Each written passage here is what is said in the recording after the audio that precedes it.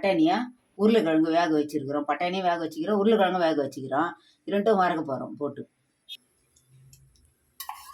இந்த பட்டை, லவங்கம், சோம்பு வச்சுருக்கிறேன். அதில் போகிறதுக்கு லவங்கத்தை நசுக்கிட்டேன். இஞ்சி பூண்டு சோம்பு பொரிஞ்சிடுச்சு.